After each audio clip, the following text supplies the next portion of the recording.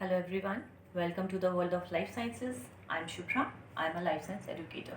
So today we are going to discuss non-alcoholic fatty liver disease and I hope कि आज का video सुनने के बाद आपके जो भी डाउट्स हैं क्वेरीज हैं वो रिजॉल्व हो जाए and if you are not aware towards your body and especially for liver, so I just wish and I hope and I request you all kindly care take care of your body and all those organs, especially liver, because liver all most of the conditions जो भी liver में होती हैं जो वो face करता है it is completely asymptomatic and मैंने बहुत सारा डिटेल ऑलरेडी एक लीवर का वीडियो अपलोड किया था, सो you can watch it if you're interested, because here हम strictly will bound to the topic that we are going to take today. Okay, so let's start. See, non-alcoholic fatty liver disease, जैसे कि आप समझ सकते हो, here we are going to discuss the condition for those people जो कि non-alcoholic हैं completely और जो कि बहुत माइन्यूट अमाउंट में अल्कोहल कंज्यूम करते हैं. Minute means not regularly. Okay, so fatty liver disease means liver cells में फैट सेल्स फैट एक्यूमुलेट हो रहा है, right. So the most important thing that you need to understand कि ऐसा होता क्यों है, क्योंकि बहुत ज़्यादा it is nowadays it is very common non alcoholic fatty liver disease. ठीक है, सो लोग परेशान होते हैं बिकॉज अब तक ये सोचते आते थे द मेंटालिटी और द थिंकिंग कि लिवर डिजीज़ उनको ही ज़्यादा होती हैं जो कि अल्कोहलिक होते हैं बहुत ज़्यादा. ठीक है, बट ऐसा नहीं है. See, so now kindly pay attention to what I am going to say. It is due to the most important reason जो निकल कर आ रहा है, that is insulin resistance. I don't know whether you are aware of this term और not, but अगर आपने मेरा पहला डायबिटीज़ का वीडियो देखा, प्रीवियस वीडियो, सो एटलीस्ट आपने ये टर्म सुना होगा मेरे मुंह से, right. So insulin resistance basically होता क्या है कि सी हमारी बॉडी में number of cells are there.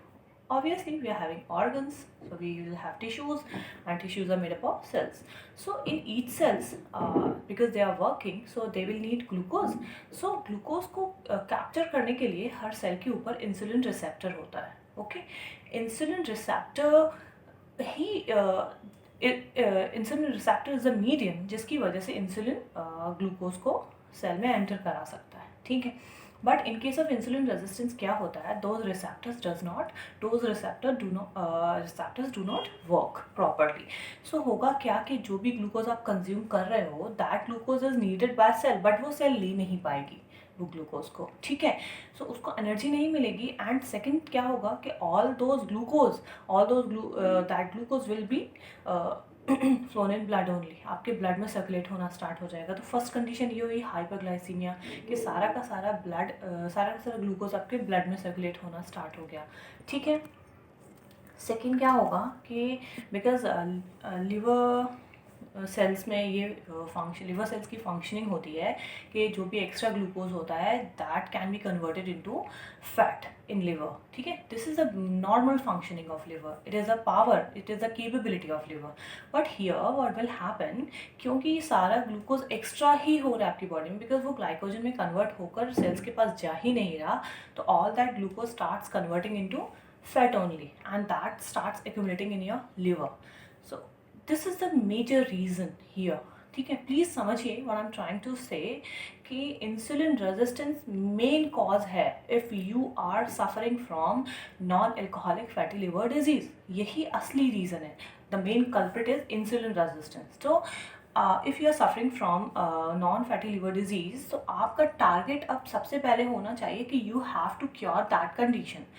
क्यों?